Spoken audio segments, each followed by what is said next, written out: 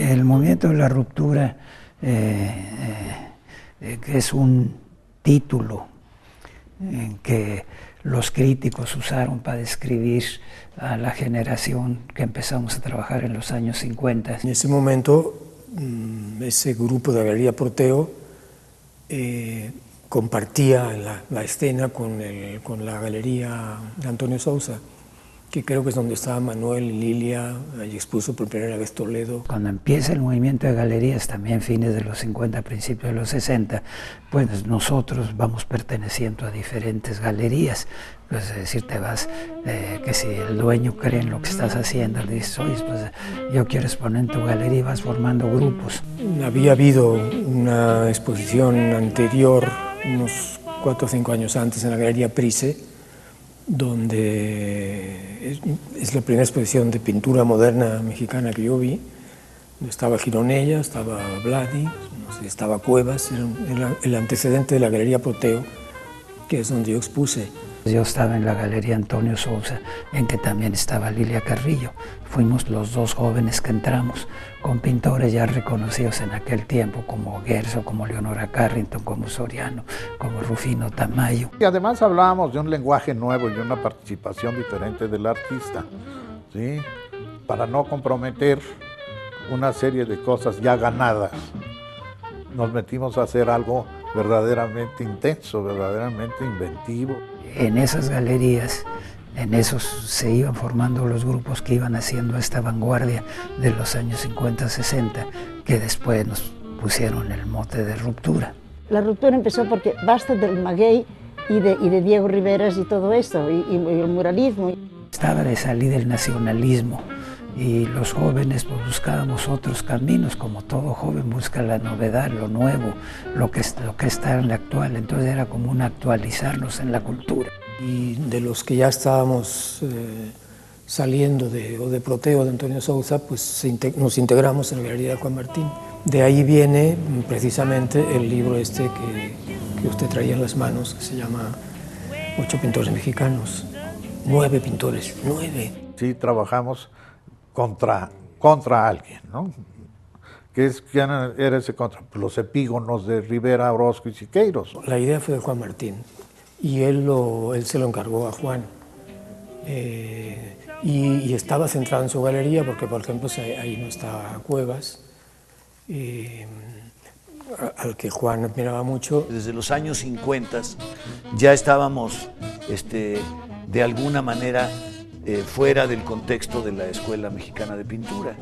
El nacionalismo que era en el cine de charros, ahí en el Rancho Grande, la música de sones de mariachis, es decir, todo, la literatura, los de abajo, en fin, toda la literatura de la revolución, todo eso quedó atrás y los jóvenes buscaban otra cosa. Y ay, Coco, ya no te acuerdas cuando era Chimislán.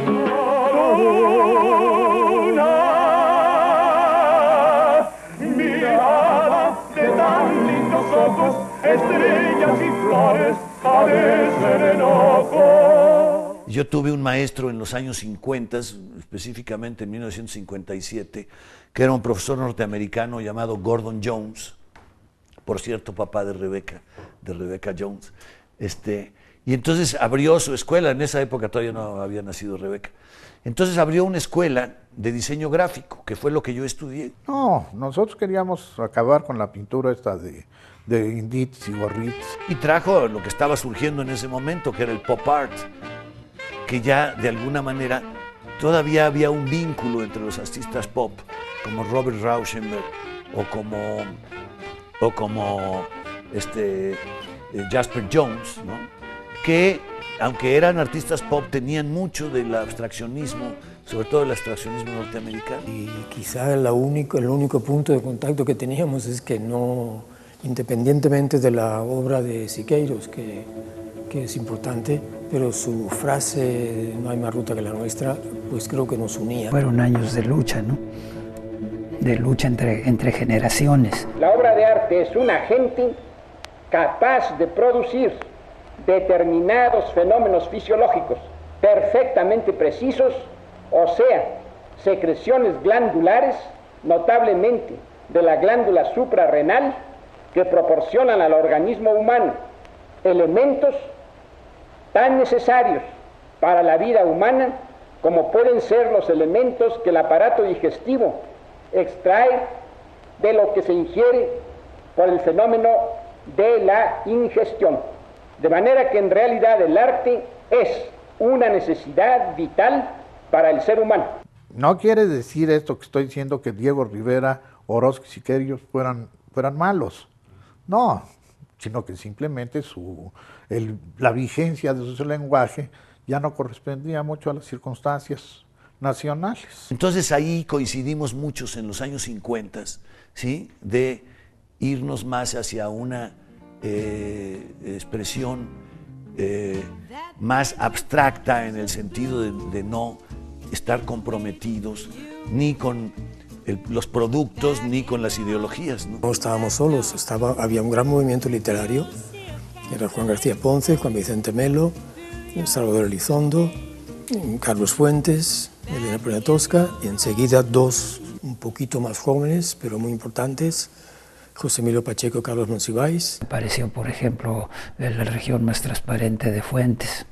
Bueno, Fuentes, así como paréntesis, había sido también, lo había conocido en la secundaria del Colegio México y luego hicimos la preparatoria en el Francés Morelos, o sea que también viene en la generación. Ahí ya él se ocupa más que nada de la ciudad, ¿no?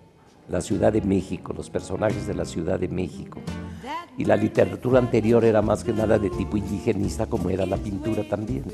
Estaba el grupo Nuevo Cine, empezaba Arturo Ripstein, en música estaba Joaquín Gutiérrez Cera, estaba Eduardo Mata. Regresa Octavio Paz a México y se mete en este movimiento, como que lo encabeza, como que era la cabeza más, el hermano mayor, un poco al que seguíamos. Había dos apoyos muy importantes, que era la revista de la universidad, donde muchos de ellos colaboraban, que dirigía Jaime García Terrés como director de difusión cultural de la UNAM, y el suplemento de novedades, México con la Cultura, que dirigía Fernando Benítez. Hubo esa digamos, complicidad, ¿sí? de reunirnos para actuar libremente, y no solamente fue entre artistas plásticos. Evidentemente estaban escritores como Juan García Ponce, como Salvador Elizondo, de quien estábamos hablando. También surgía en esa época José Emilio Pacheco. También aparece un teatro diferente en México, tanto lo que promovió Octavio de poesía en voz alta, como los jóvenes escritores como Carballido y Sergio Magaña. Cuando yo llegué todavía no se llamaba La Ruptura, eran pintores, los jóvenes pintores de México. Tanto los músicos como los escritores, como la gente de teatro, como los pintores, como decir, todos seríamos una generación en que andábamos buscando un poco lo mismo, andamos en la modernidad y andamos en el individualismo.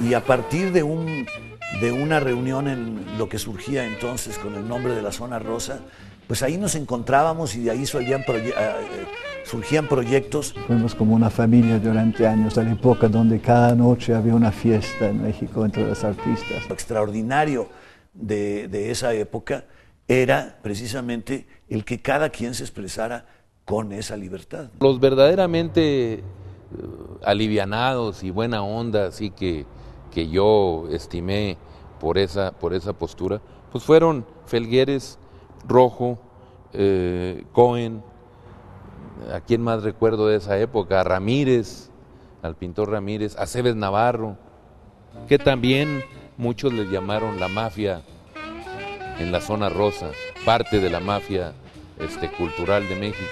Había 2 o 3 grupos. El de la mafia, por ejemplo, donde estaba Cuevas, Felgueres, y Vicente Rojo y Enrique Echeverría. La mafia nos decían a nosotros, los mafiosos, pero también en ese aspecto yo tenía un papel mucho más protagónico que los pintores. Nosotros en aquel momento teníamos la galería en la calle Hamburgo 103, entre Niza y Génova.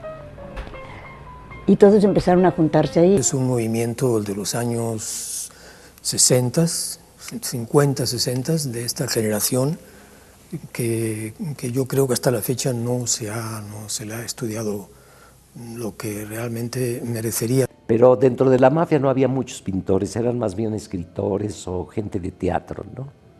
Porque, por ejemplo, estaba Alejandro Jodorowsky cuando vivió en México. Llegué en la casa de Alejandro Jodorowsky, Alejandro me recibió. Alejandro había venido 2 años antes con el mismo Marceau. A finales, ese ya fue a finales de los 50, llegó Alejandro Jodorowsky. Y yo había hecho otra escenografía para La Dama de las Camelias con Pina Pellicer. La vio Alejandro, le gustó lo que yo hacía como escenografía y me invitó a formar parte de su grupo que se llamaba el Teatro de Vanguardia. Manuel tenía un viejo coche y él y Lilia venían a visitar a Alejandro. Y pues de inmediato fuimos amigos.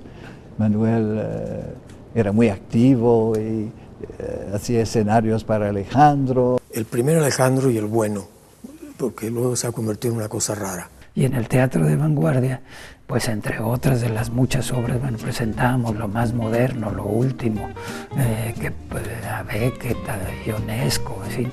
Y Alejandro escribió la Ópera del Orden, en que íbamos a participar. Era una especie de happening, pero no era happening porque tenía como libreto, es decir, ensayábamos. Y luego sucedió ese pequeño acto de la Ópera del Orden en que participamos 4 o 5 escenógrafos, que era también una especie de provocación que yo recuerdo vagamente porque creo que duró un día. De la parte de escenografía repartimos el escenario en 4. Un pedazo lo pintó Lilia Carrillo, no lo pintó, era como una especie de ensamblaje, era pintura y objetos, cada quien hizo como la 4ª parte del escenario, el otro era Gironella, Vicente Rojo, yo. Él era un incitador, un provocador, pero en el buen sentido de la palabra, muy imaginativo, y él fue el que empezó a hacer los primeros performances en México. Teníamos una censura muy fuerte. La Ópera del Orden fue un exceso porque, por ejemplo, la Sonata de los Espectros de Strindberg logramos estrenarla y después del estreno nos la clausuraron. Pero la Ópera del Orden ni siquiera nos dejaron estrenarla. Como se trataba de provocar, yo creo que puse un colchón viejo y no sé qué más cosas, no me acuerdo. Pues nos daba como espíritu generacional una rebeldía. Yo creo que lo curioso de esta cosa que se llama generación de ruptura es que, por ejemplo, nunca hubo un manifiesto. Yo soy el que escribe el manifiesto La Cortina de Nopal, el que ya habla de abrir ventanas al arte mexicano, hacer que los artistas se expresen con una mayor libertad y no repetir ya las fórmulas tan gastadas de la pintura mexicanista. No había líderes, estaba el caso aislado de Cuevas, digamos aislado porque él no quería, aunque teníamos amistad, relaciones con él, pero no, él era en sí mismo un movimiento. Ahí estaba ya la semilla, digamos, de lo que yo buscaba, que el arte mexicano sufriera un cambio y no siguiera repitiendo exactamente lo mismo. Simplemente era una generación que había cambiado las circunstancias sociales del país. En fin, era todo un movimiento en el que estaba integrado lo que se conoce ahora como generación de ruptura. La ruptura fui yo.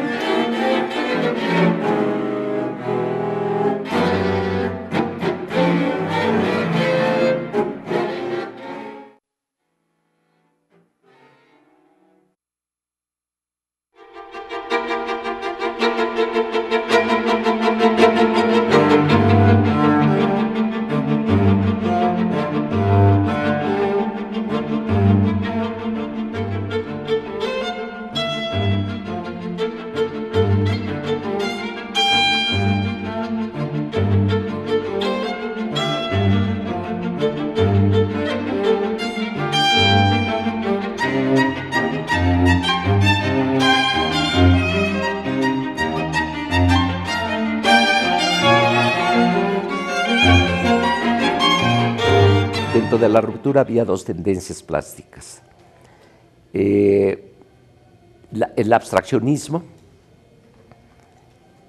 y los que buscan una renovación del lenguaje figurativo. Eran posiciones individuales. Yo creo que cada quien tenía su camino. Un individualismo que encontraba puntos de apoyo, puntos comunes, pero que cada quien estaba dispuesto a hacer su obra a su manera. Yo no sabía hacer abstraccionismo, yo hacía figuración, renovando el arte figurativo de los grandes del muralismo. Todo el mundo se fue adecuando a una personalidad.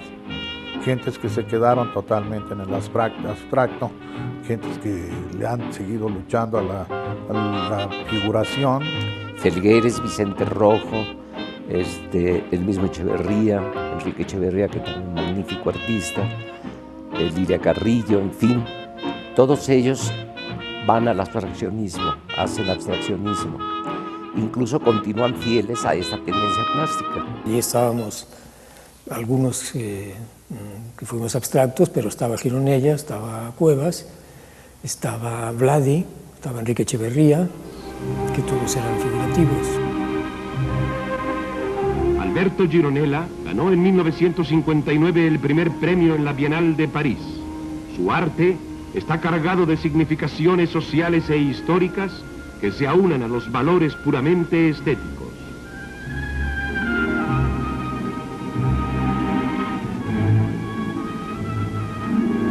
Arte vigoroso en el que domina el poder de la expresión. A la cena de búho se titula este cuadro, por el que recibió el primer premio en París.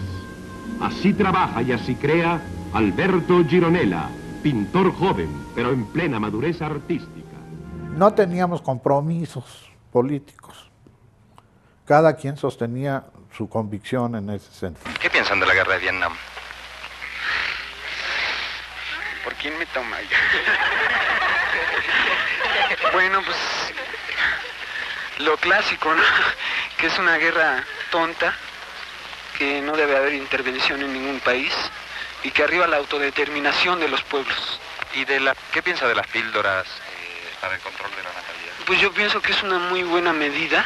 ¿Tú tienes novia? Yo sí. ¿Tienes relaciones sexuales con tu novia? Pues pocas veces. A veces hay la tendencia a relacionar la abstracción con ruptura, pero yo creo que lo que había ahí era una cantidad de personalidades que estaban dispuestas cada una a seguir su camino. La abstracción pues parecía, sí, para la sociedad era como un chiste, era como una broma, no era pintura seria, no era un poco, y para nosotros era un juego, era una diversión, era una experimentación, era ponernos al día, era nuestra vida.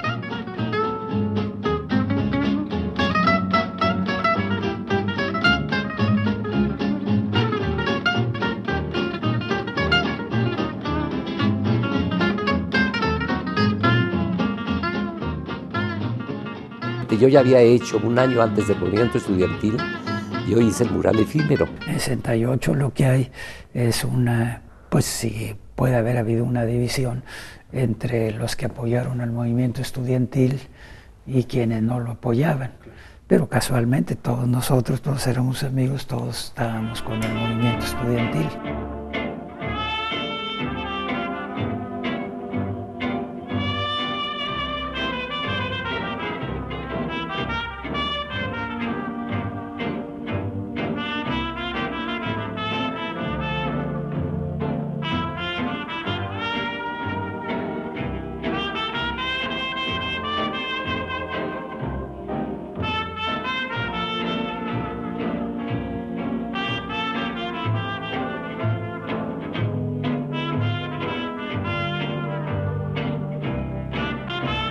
En el 68 no quiero poner la parte dramática de lo que pasó en Tlatelolco, pero los intelectuales, los artistas son los que siempre se promueven y quejan y hacen manifestaciones con la cultura.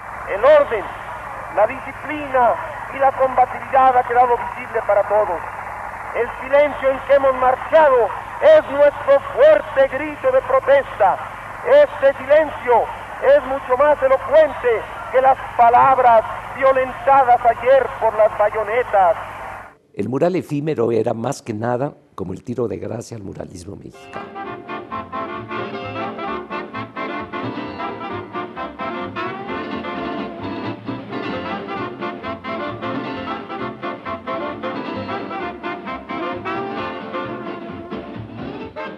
Hicimos un comité de lucha de artistas e intelectuales, que la estrella era José Revueltas. Todos los políticos no entienden de cultura, entonces puedes pasarles lo que sea por delante y no se enteran que es una queja grande. A mí me tocó llevar como la parte de artes plásticas y se nos ocurrió, entre otras muchas actividades que hacíamos, que los domingos en la universidad hacer como un encuentro cultural, que todos los domingos fueran los músicos a tocar, los rockeros a tocar, que fueran los poetas a leer sus poemas, los escritores a vender sus libros y los pintores que nos tocaba hacer, pues pintar. En el 68 hicimos un mural efímero en la universidad.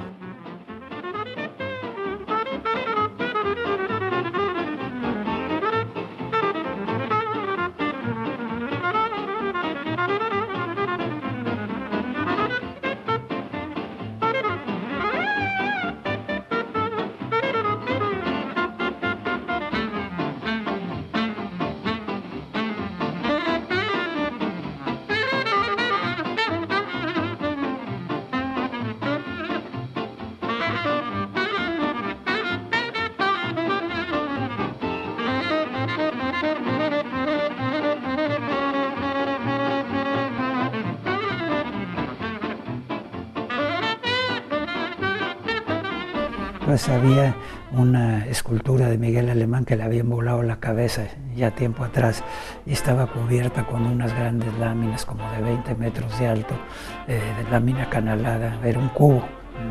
Y se nos ocurrió, bueno, vamos a conseguir andamios y vamos a invitar a los pintores que vengan a pintar. Había sido cubierta la estatua de Miguel Alemán. Había sido ya cubierta porque había sufrido algunos atentados, digamos, por parte de los estudiantes contra la escultura. A pintar que un mural colectivo, pero sin ninguna regla. Tú llegabas, veías un pedazo vacío, podías pintar lo que quisieras. Había sido dinamitada muchas veces por los estudiantes. Entonces llegó un momento que creo que ya no tenía cabeza y la cubrieron con esas láminas. Era una forma de demostrar nuestra solidaridad con el movimiento estudiantil. Bueno, un día pues llegó el ejército, tomó la universidad, nos corrieron.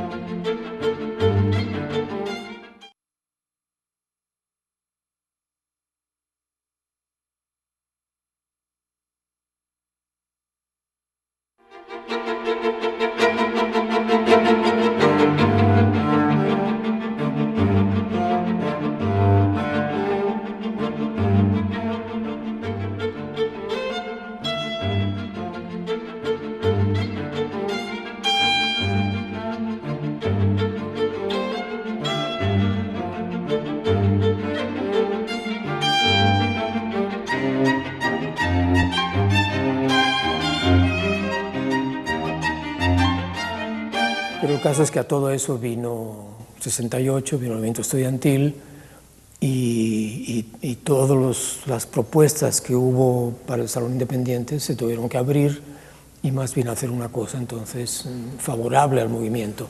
Bellas Artes había convocado en Artes Plásticas una gran exposición que se iba a llamar la Exposición Solar. El Salón Independiente se formó a partir de una convocatoria que se hizo en el año 68 que se quería hacer, que se hizo una exposición que se llamaba el Salón Solar. Pero una convocatoria como muy cerrada, yo no me acuerdo muy bien cuáles eran los términos en que nos gustaron. Yo me acuerdo haberme visto reunido con Manuel precisamente, con Lilia, y luego se incorporaron Kazuya Sakai, mismo Cuevas. Muchos nos negamos. ¿Por qué? Porque personalmente, pues eso de estar con un gobierno del que habíamos sufrido represión a grado mayúsculo, y después participar con ellos no era posible. Manuel Felgueres, Sakai, Rojo, Brian Nissen, varios más, no quiero olvidarme, pero empezaron a armar la cosa de Salón Independiente. Entonces surgió la oportunidad de formar un grupo de los que no estábamos de acuerdo con el salón, y se encontró un espacio que era el Isidro Fabela. Hicimos ahí nuestra primera exposición del Salón Independiente. Se suponía que no dependíamos de las autoridades, ni de patrocinadores, ni nada, sino que fue una cosa totalmente espontánea, de reacción a las condiciones políticas que estaban muy fuertes en ese momento en México. Yo era un joven, muy joven, que estábamos trabajando en San Carlos, la nueva generación, en un taller que se llamaba Arte Otro. Recuerdo que fue Felgueres y Cohen, el joven Cohen en esa época, ¿no?, que fueron a ver la exposición, y entonces decidieron invitarnos a ser parte del Salón Independiente. Hicimos 3 salones. Uno, la primera, sin obra especialmente trabajada para esto, ¿sí?, fue en el Isidro Fabela. Pero yo creo que lo importante no es en sí esa exposición, sino el grupo que se formó con eso. Cuando hay un grupo, hace más ruido que cuando es uno solo. El Salón Independiente duró 3 años. Hicimos algunas cosas en Guadalajara, pero aquí en México, en Ciudad Universitaria, hicimos 2 salones más, en que además tratamos de internacionalizarnos, invitar pintores extranjeros. Hicimos una exposición muy llamativa. La universidad nos abrió las puertas para hacer la primera exposición de protesta. Sí, participé en una exposición, era el Museo Universitario, creo, ¿no? Yo hice una cosa que me pareció una idea verdaderamente espléndida, que la llamé el dibujo más grande del mundo. Yo alterné con nombres, con un cartel extraordinario, y existió un cartel del Salón Independiente en donde venían todos los nombres de la ruptura, de los hombres que estaban gestando la ruptura en México. Entonces era un rollo así gigantesco de papel, de buen papel además, que empezaba en los techos altísimos del Museo Universitario, después seguía y cubría toda la pared. Después continuaba en el suelo el dibujo, y después estaba nada más el rollo de lo que había quedado de papel. Cada quien entregaba los trabajos que estaba haciendo en ese momento, que quería entregar. Me parece que fue el 3er salón en el que yo no estaba en México, que se decidió hacer algo en el mismo museo, incluso con papeles, incluso algunos utilizaron papeles de diario. Fue cuando hicimos el salón de papel, piezas de papel, en que se trataba de hacer algo que no tuviera así una vinculación con lo hecho antes, sino aquí se olvidan todos de su manera de hacer las cosas. Todo era de periódico, pintar y armar y construir con periódico. Tuvimos un financiamiento de cartón, es decir, de papel, y manejamos esa exposición solamente con la condición, entre comillas, de que fuera hecha una obra de papel. Había charlas, había asambleas, esas asambleas que se sabe que generalmente nunca se llega a nada, pero que son muy ricas de intercambio de opiniones. Estos torsos que estamos viendo aquí precisamente fue una época de torsos, que fue cuando, justo en el Salón Independiente, sobre todo en el segundo salón, que yo regresaba de París y ahí había incursionado mucho en el torso femenino.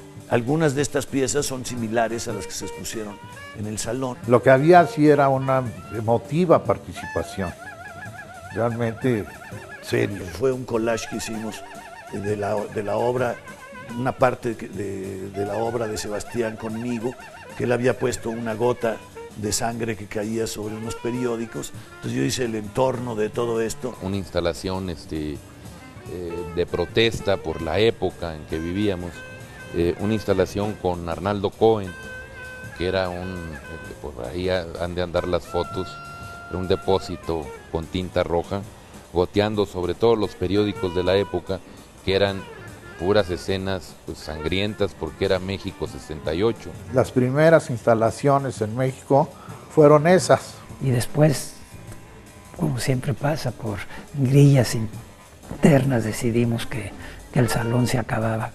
Y se disolvió lamentablemente, porque estábamos pensando hacer muchas cosas. Y Sakai, Brian, Manuel, Rojo, Góngora y no sé quién más, dijeron, ok, hagan ustedes los sones independientes, nosotros nos vamos. No hicieron nada y se acabó.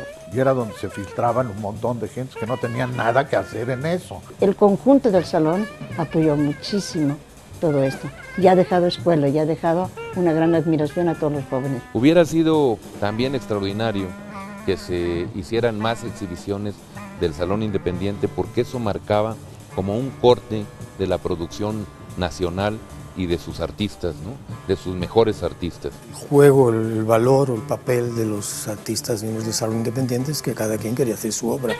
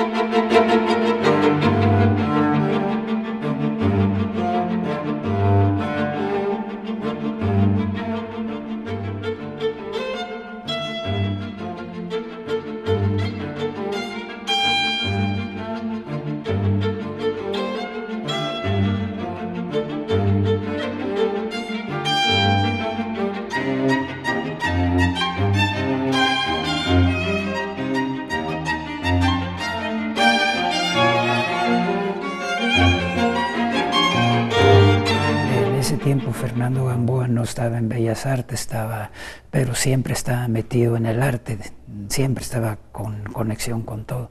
Y se le ocurrió la idea de que para la Feria Internacional que se iba a efectuar en Osaka, hiciéramos una obra. Nos invitaron entonces como grupo a trabajar 11 gentes en los murales de Osaka.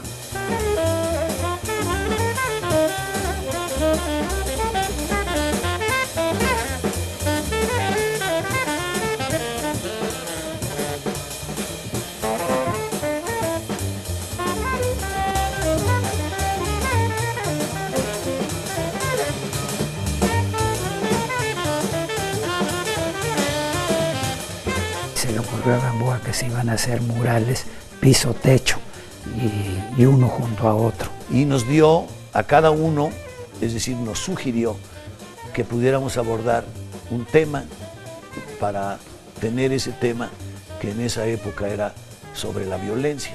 Aquí no hicimos grilla para obtenerlo ganándoles a otros, no, fue una invitación. Don Fernando Gamboa fue el que organizó todo esto. Iban a tener un tema sobre ecología y cosas así, pero con libertad absoluta de que cada quien pintara lo que fuera. Cada uno tenía su tema, ¿sí?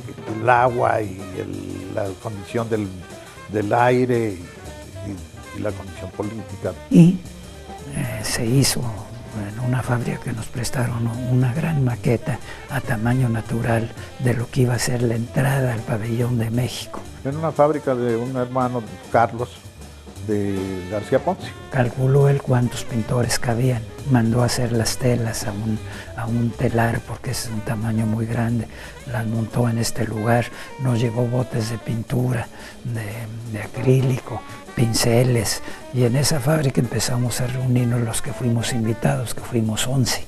Lo que yo hice fue una cosa contra Vietnam. A mí me tocó el espejo ante la violencia, se llamaba El hombre ante el espejo de la violencia. En ese tiempo no nos llevábamos la ruptura, nos llevábamos la nueva pintura mexicana, pero es igual. Entonces, los seleccionados fueron a dedazo. La idea era precisamente que en el orden que estábamos puestos hubiera algo que ligara un mural con otro. A mí me tocó entre Gilberto Aceves Navarro y Fernando García Ponce. Nos pidió Gamboa que pudiéramos relacionar algunos elementos con el mural de junto.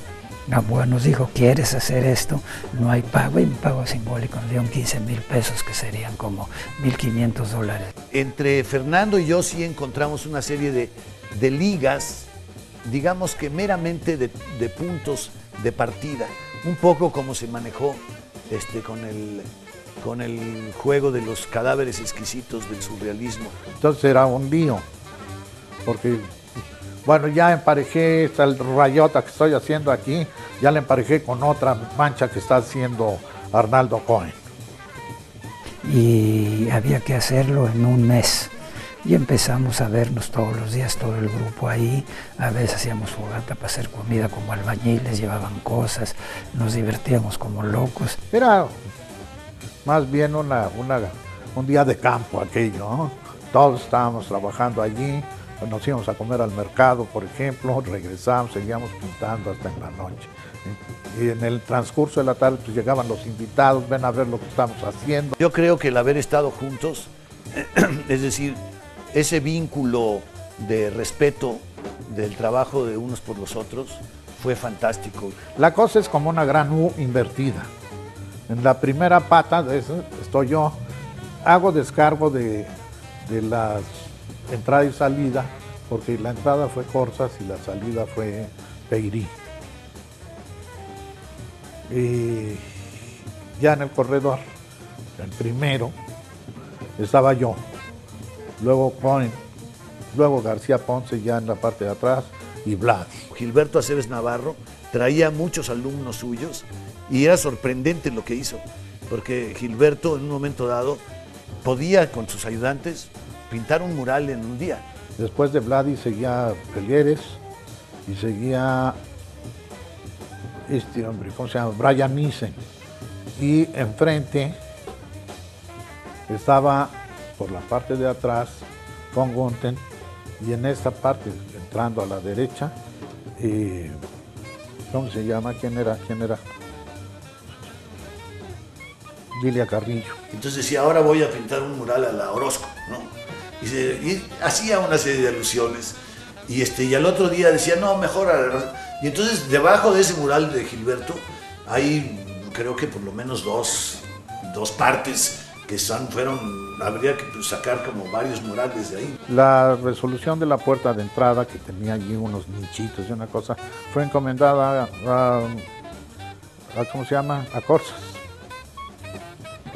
Entonces él no pintó 2 cuadros o un cuadro, sino pintó varios fragmentos de una sola cosa. Lidia se ponía con un lápiz en 35 metros cuadrados y un boleto de camión así, y empezaba a rayar así su boletito y entonces se pasaba a otro lado y empezaba con otra cosita, y luego le pasaba un trapito o quitaba el trapito que había pegado y veía las texturas que habían quedado. Entonces Manuel, que estaba sobre su andamio enfrente, le decía, oye, Lilia, ¿no te has dado cuenta que son 35 metros cuadrados? Entonces volteaba a Lilia y decía, oye Manuel, ¿yo te estoy diciendo algo de tu mural? Lilia Carrillo, nos conocimos en París, íbamos a ver exposiciones, íbamos a los restaurantes universitarios, como siempre hay que entretenerse. Había unos que jugaban ajedrez, por ejemplo, y había un maestro de danza Kiss se llamaba, creo que acabó en Australia, que anda por allá, destacado en arte, y nos daba clase de danza moderna. Y luego lo cambiamos con una, pues era alemana, austriaca, no sé, que bailaba muy bien jazz, e inmediatamente brinqué al rock. Y fue el ayudante de Lilia en el mural de Osaka. Manuel y Lilia, enfrente de Lilia estaba Brian Nissen, y Brian subía y bajaba para pintar su mural. Entonces pintaba algo por allá, luego se bajaba del andamio, se ponía de lejos y luego se volvía a subir al andamio. Y en una de esas que bajaba, Lilia estaba sentada frente a su mural, el andamio estaba al lado de ella, viendo su mural, y en eso, no intencionalmente, en una de las bajadas de Brian, jala el andamio y el andamio se va sobre el mural de Lilia. Yo también trabajaba en invisibilidades, entonces teníamos una me entendía muy bien con ella, ¿no? Su manera de pintar, yo lo podía captar. Fernando García Ponce se trepó al andamio, cuando ya estábamos todos ahí, se trepó al andamio con un botecito de pintura blanca, otro botecito de azul y una espatulita de esas para pintar cuadros así de tamañito. Entonces cogía la pasta y la iba extendiendo sobre eso. Yo dije, este cuate no va a acabar nunca. Y entonces cae el andamio, le rasga una parte a la tela y empiezan a escurrirse todos los colores de Brian por el mural de Lilia. Y entonces me acuerdo de la expresión de Lilia, porque todos nos espantamos y fuimos a ver qué había pasado. Y Lilia, como si no hubiera pasado nada, le dice, Brian, qué bonito, qué maravilla. Sí, recuerdo algún incidente así. No se rompió la de Lilia, no tuvimos que coser, ¿era la de Lilia? Tenemos un plazo de 1 mes para hacerlo. Y este cuate con esa espatulita no va a llegar ni a la mitad. No, fue el primero que terminó. Estaba de ayudante de Lilia otro artista extraordinario que es Alain Glass, que la ayudaba porque ella no se subía a los andamios. Entonces Lilia lo dirigía casi como un actor. Más o menos traté de seguir lo que ella quería, pues tenía su boceto. Entonces cuando cayó el andamio, dijo, Alain, ven, hazle así, ¿no? Para que los colores se dispersaran. Pero me acuerdo que en un momento dado salía como una gran boa, entonces me decía, sácame esta boa. Era realmente muy bonito porque andábamos pajareando qué estaba haciendo el otro y qué tan avanzado iba y demás. Gamboa enrolló los murales en unos grandes rollos y los mandó empacados a Osaka. Llegaron a Osaka y empezó a quererlos montar y no cupieron. El otro que tenía un ayudante era Vladi, que me acuerdo una anécdota muy curiosa porque decía, prepárame un verde democrático. Hablo del caso de Vladi, ¿no? Que dentro de una composición rarísima y revuelta hizo su mural. Y era la condición del mundo, por eso tiene un watercloset allá abajo y de allí sale toda la existencia de este mural. Es que no sé si te acuerdas que todas las taquerías o los restaurantes en México tienen como ese verde pistache. Entonces decía, es que ese verde es maravilloso, es un verde como para de todos, no es un verde democrático. Nunca supimos si puso 1 o 2, Gamboa no puso ninguno. El chiste por ahí en el museo hay una carta de él en que dice que fue un fracaso. Esto fue la demostración de que sí se puede hacer mural sin caer en las fórmulas del socialismo. Los enrolló y los regresó a México. Y pues los dio a Bellas Artes, que no tenía ni dónde guardarlos, ¿no? Y ya quedaron en propiedad de Bellas Artes enrollados. La primera vez que se vieron juntos en México, pues esta vez que Manuel hizo todo lo posible porque su museo, ¿no?, tuviera obras de aquel momento. Ese mural que está actualmente en el Museo de Manuel está incompleto, porque tenía en la parte de un torso, que era un torso femenino, que está en la parte inferior derecha. Ahí puse un espejo real y los impactos como de balas que están representados en esta parte del torso estaban sobre un espejo, de manera de que cuando la gente viera y se acercara al mural, viera su propia imagen reflejada y los impactos aparecían o en su rostro o en la parte del cuerpo. Y sí, qué bueno que las rescató porque estaban pudriendo allí enrolladas en una bodega miserable, ¿no? Una obra que como conjunto es muy importante para el arte nacional. Lo que fue un fracaso para Gamboa se convirtió en la gran obra que dejó Gamboa. Se acabó prácticamente el arte realista allí.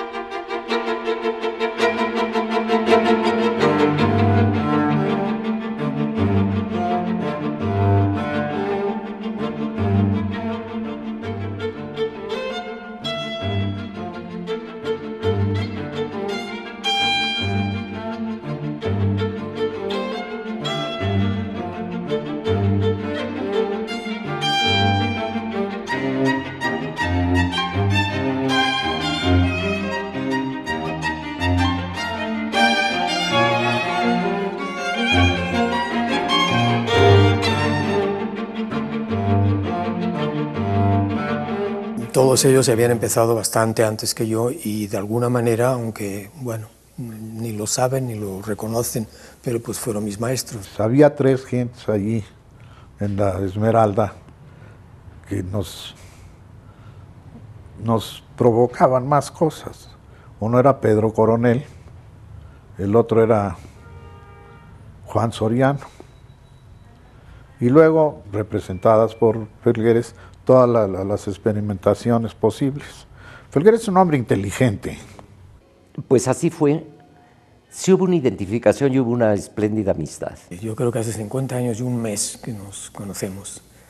Yo me acuerdo muy bien porque son 50 años de mi primera exposición y fue a partir de ahí que un día, para mi sorpresa, me llamó por teléfono a mi casa para invitarme a una reunión de pintores. Manuel ha sido un artista maduro, profundo, dedicado a su trabajo, muy inteligente y con una producción que no se ha interrumpido. Eso es impresionante.